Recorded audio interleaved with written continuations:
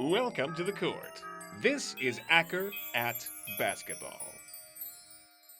Well, we're going to move into the Central Arkansas Bears, who are currently sitting at 1-4 after their fresh-off loss 74-56 to North Texas on Thursday night, which is the time of recording. You guys are seeing this on Friday morning, which I'm making sure to get it out to you Friday morning this week rather than at midnight at the buzzer like last week.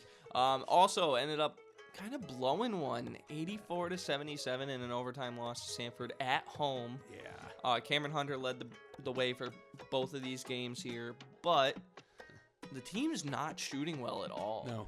It's the team is, and it almost looks like they're living by the three, dying by the three. They're not. They're kind of split in the even. Whether they're taking, it's kind of half and half compared to 2 points and 3-pointers here.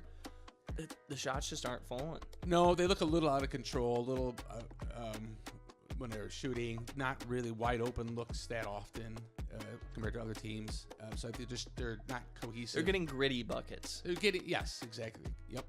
They're getting fouled a lot. I believe I don't have the stat. They left a lot of shots at the line. But tonight they left a lot of shots. I think it was 14 is what it was. They left at the line. It's a lot. 14 points. Right, but they're getting to the line. Again, good. There's some good elements to what they're doing. The pretty deep rotation of players on the court. I think they're coachable too. Yes. Let's think about with Samford. They let him back in from the 3-ball. I thought tonight, which you guys, as I said, you guys are seeing this in the morning on Thursday night.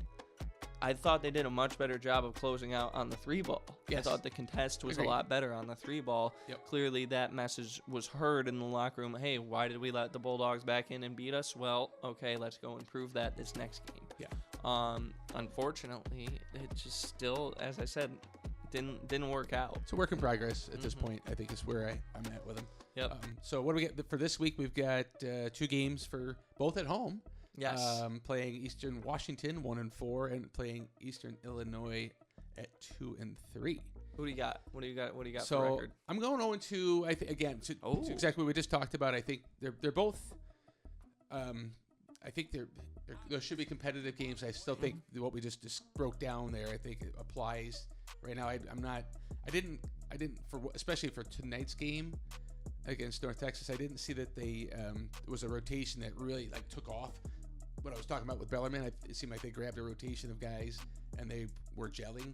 I didn't see that here, where that group clicked together for this nice run, whatever it might be. I didn't see that. Right. So I think they're still trying to find their way. The synergy between the team. Who's the team? Who's the 5 that you want to run with out there when it's crunch time? Exactly. You're right. Yeah, we haven't seen that out of Central Arkansas yet. Right.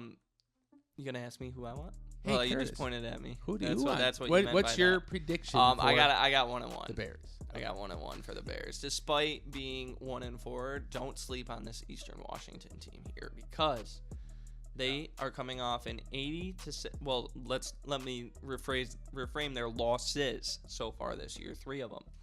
80-74 loss to UCLA, who beat West Georgia this year by a healthy margin. Although West Georgia did put up a very competitive game for about 30 minutes worth of time. Correct.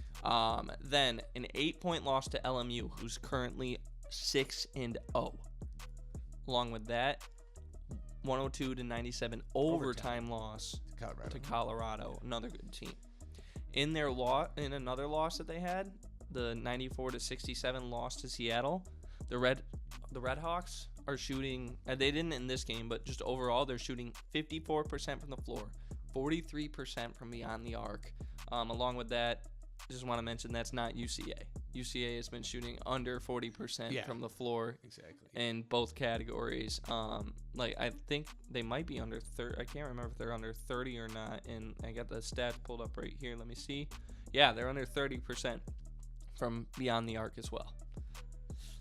That's clearly not a team that I think Eastern Washington is going to lose to. I think Eastern Washington gets the dub by a healthy margin there. Eastern Illinois does not have nearly as efficient of an offense. They're not even scoring over 70 per game. Right. If UCA loses to that, kind of like how we were talking about last week jokingly with Lipscomb losing to Bryan, if it's time to hit the panic button after that. Right.